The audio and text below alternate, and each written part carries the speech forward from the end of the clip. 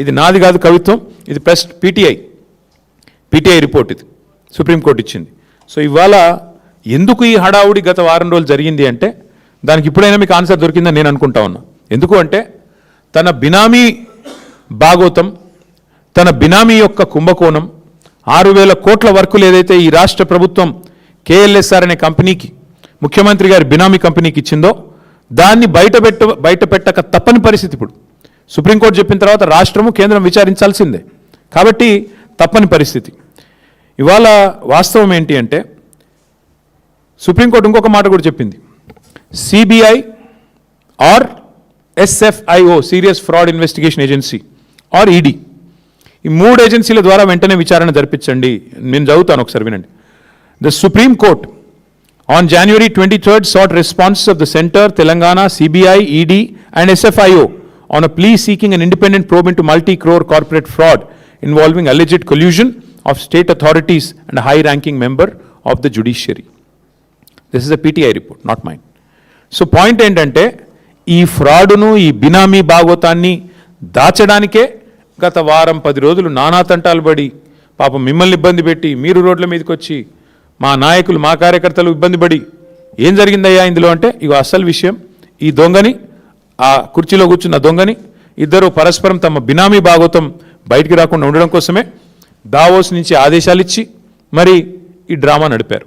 అందుకే ఇప్పుడు ఈ ప్రజల ముందు ఈ విషయాన్ని పారదర్శకంగా మేము ఉంచుతా ఉన్నాం. ఈ దివాలా తీసిన కంపెనీకి 6,000 కోట్లు తెలంగాణలో వర్కులు ఎందుకు ఇచ్చారు, ఏ బేసిస్లో ఇచ్చారు, సూటిగా మేము అడుగుతా ఉన్నాం. వెంటనే ప్రభుత్వం సమాధానం చెప్పాలని చెప్పి కూడా నేను డిమాండ్ చేస్తూ ఉన్నాం. అట్లాగే కోర్టు, సుప్రీంకోర్టు ఏదో ఆషామాషి కోర్టు కాదు, సిబిఐ దర్యాప్తుకు ఆదేశించిన, ఎన్సిఎల్ఐటి లావాదేవీలు నిలిపేయాలని ఆదేశించిన 1,000 కోట్ల కొత్త కాంట్రాక్టులు ఎందుకు ఇచ్చారు, ఎలా ఇచ్చారు, దీనికి సమాధానం ఎవరు చెప్తారు ఈ గవర్నమెంట్లో చెప్పాలని చెప్పి కూడా మేము డిమాండ్ చేస్తూ ఉన్నాం. అసలు వాస్తవం ఏంటంటే ముఖ్యమంత్రి గారు చెప్పాలా, ఎందుకంటే ఆయన డిపార్ట్మెంట్లు ఇవన్నీ, ఆయన కాన్స్టిట్యున్సీలో, ఆయన డిపార్ట్మెంట్లో ఇన్ని 1,000 కోట్ల టెండర్లు. ఈ సంస్థ మీద రేవంత్ రెడ్డి గారు ఆయన నిజంగానే ఆయన బినామీ కాకపోతే దివాలా తీసిన కంపెనీ మీద ఎంత ఆసక్తి ఎందుకు ఆయనకి? కమిషన్ల కోసమా, పార్ట్నర్షిప్పా, ఏంటిది, అక్రమ సంపాదన మరి అందులోకి తోయడానికా? ఎక్కడెక్కడో కాదు కదా, ఆయన సొంత కాన్స్టిట్యున్సీలో కాలేజీల నిర్మాణం, స్కూళ్ళ నిర్మాణం, కోదాడలో లిఫ్ట్ ఇరిగేషను, తర్వాత తాగునీటి ప్రాజెక్టులు, రోడ్లు, ఒకటి కాదు 6,000 కోట్లు. అదేవిధంగా కంపెనీ ఓపెన్గా వెబ్సైట్లోనే చెప్తోంది కదా, మాకు ఇగో ఇన్ని వర్క్లు వచ్చినాయని. ఇది కూడా చూడండి, ఇగో మీరు షాద్ నగర్ టు పరిగి రోడ్, ఇది కొడంగల్ కాన్స్టిట్యున్సీ, దీనికి 185 కోట్లు, దీనికి కూడా వారికే డబ్బులు ఇచ్చారు. ఇంకా చాలా ఉన్నాయి, అట్లా చెప్తే ఇంకేమున్నాయి. ఇగో ఇది కూడా ఇంకోటి రోడ్డు, దాదాపు 116 కోట్లు, ఇంకొక రోడ్డు, ఇట్లా చాలా ఉన్నాయి, కావాలంటే మీకు అంతా ఇస్తాం మీకు. అంటే ఇక్కడ అన్నిటికన్నా ముఖ్యమైన ప్రశ్న, మరి దివాలా తీసిన ఈ కంపెనీ బ్యాంక్ గ్యారంటీలు ఎడికెళ్ళి ఇచ్చింది? ప్రభుత్వం బయట పెట్టాలి, ఇప్పుడు చెప్పాలా ఏ రకంగా ఈ కంపెనీ బ్యాంక్ గ్యారంటీలు పెట్టింది, ఎక్కడి నుంచి తెచ్చి పెట్టింది?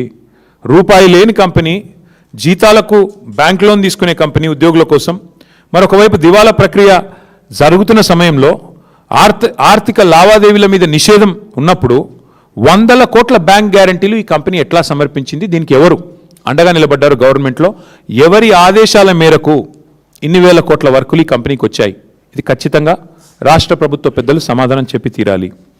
ఇంకొక మాట కూడా నేను ఈ సందర్భంగా చెప్పాలి, ఇన్ని కాంట్రాక్టులు, బ్యాంక్ గ్యారంటీలు, ఖాతాల్లో 100 కోట్లు మరి ఎక్కడి నుంచి ఇలాంటి కంపెనీకి వస్తాయి, ఎలా వచ్చాయి? ఇది కూడా దీని మీద కూడా ఆరా తీయాల్సిందే. సుప్రీంకోర్టు చెప్పినట్టు ఖచ్చితంగా సీరియస్ ఫ్రాడ్ ఇన్వెస్టిగేషన్ ఏజెన్సీ కానీ, సిబిఐ కానీ, ఈడీ కానీ ఈ విషయంలో వెంటనే రంగంలో దిగాలని చెప్పి కూడా మేము డిమాండ్ చేస్తూ ఉన్నాం. ఎందుకంటే ఇదేదో రేవంత్ రెడ్డి గారి సొంత వ్యవహారం కాదు, 6,000 కోట్ల ప్రజాధనానికి సంబంధించిన వ్యవహారం ఇది. అందుకే ఇది కంపెనీ వ్యవహారమో, కంపెనీ ఇష్యూో కాదు, ఇది ప్రభుత్వము, ప్రజల ధనము, న్యాయ వ్యవస్థను దుర్వినియోగం చేసి ఆఖరికి ఒక న్యాయమూర్తిని కూడా ఒత్తిడికి లోన్ చేసిన ఒక దుర్మార్గమైన కేసు. కాబట్టి తప్పకుండా వెంటనే స్పందించాలి ప్రభుత్వం అని మేము డిమాండ్ చేస్తూ ఉన్నాం. అట్లాగే సూటిగా నేను కొన్ని ప్రశ్నలు అడుగుతా ఉన్నాను ఇవాళ ఈ ప్రభుత్వాన్ని. సిఐఆర్పిలో అంటే దివాలా ప్రక్రియ తెలుగులో చెప్పాలంటే సిఐఆర్పిలో ఉన్న సంస్థకి గత 2 ఏళ్లుగా ఈ ప్రక్రియ సాగుతోంది, ఇవాళ కొత్తది కాదు. ఉన్న సంస్థకి కాంట్రాక్టులు ఎట్లా ఇచ్చారు? అంతకంటే ముందు ఇచ్చి ఉంటే ఓకే, అర్థం చేసుకోవచ్చు, కంపెనీ ఆర్థికంగా బాగానే ఉందని చెప్పొచ్చు. కానీ 23 జూలై తర్వాత ఇన్సాల్వెన్సీ వెళ్ళిపోయిన తర్వాత ఏ రకంగా ఈ కంపెనీకి ఈ రాష్ట్రంలో కాంట్రాక్ట్లు ఇచ్చారో చెప్పాల్సిన బాధ్యత ప్రభుత్వం మీద ఉంది. నెంబర్ 1. మరి ముఖ్యమంత్రి గారికి కారు ఇచ్చినందుక లేకపోతే వాటా ఇచ్చినందుక ఇది క్విడ్ ప్రో కో కాదా? ముఖ్యమంత్రి గారికి కారిచ్చి ముఖ్యమంత్రి గారికి మరి ఎన్నికల సమయంలో నిధులు సమర్పించుకుంటే ఇచ్చారా? ఎందుకు ఇచ్చారు? క్విడ్ ప్రో కో కాదా? దివాలా తీసిన కంపెనీకి ఎట్లా కాంట్రాక్ట్లు ఇచ్చారు? ఇది క్విడ్ ప్రో కో కాదా? తర్వాత బినామీ సంస్థ కాకపోతే నేను అడిగేది, కంపెనీపై నిషేధం ఉన్నా కూడా కాంట్రాక్ట్లు ఎట్లా ఇచ్చారు? ఈ కంపెనీకి ఎలా వచ్చినాయి కాంట్రాక్ట్లు ఇట్లా ఇన్సాల్వెన్సీలో ఉన్నప్పుడు అనేది ఇంకో ప్రశ్న. మరి మనీ లాండరింగ్ జరగకపోతే బ్యాంక్ ఖాతాలన్నీ స్తంభింపజేసిన తర్వాత 100 కోట్లు ఎట్లొచ్చినాయి? ఆలోచించండి. అట్లాగే ఖచ్చితంగా ఈ విషయంలో సీఎం పాత్ర ఏంది తేలాల్సిందే. అసలు సీఎం గారికి ఈ కంపెనీకి ఉన్న సంబంధం ఏంటి తేలాలి. అట్లాగే మా పార్టీ నుంచి కొన్ని డిమాండ్లు కూడా ఇవాళ ప్రభుత్వానికి పెడతా ఉన్నాం. తక్షణమే సుప్రీంకోర్టు ఈ ఆదేశం ఇచ్చిన తర్వాత తదుపరి మీకేమైనా కనీసం సిగ్గు లజ్జా ఉంటే వెంటనే కేఎల్ఎస్ఆర్ కంపెనీకి ఈ రాష్ట్రంలో ఇచ్చిన ప్రతి కాంట్రాక్ట్ రద్దు చేయాలి అని డిమాండ్ చేస్తూ ఉన్నాం. అట్లాగే ప్రస్తుతం ఏదైతే వర్క్స్ జరుగుతున్నాయో తక్షణమే వాటిని నిలిపేయాలని చెప్పి కూడా డిమాండ్ చేస్తూ ఉన్నాం.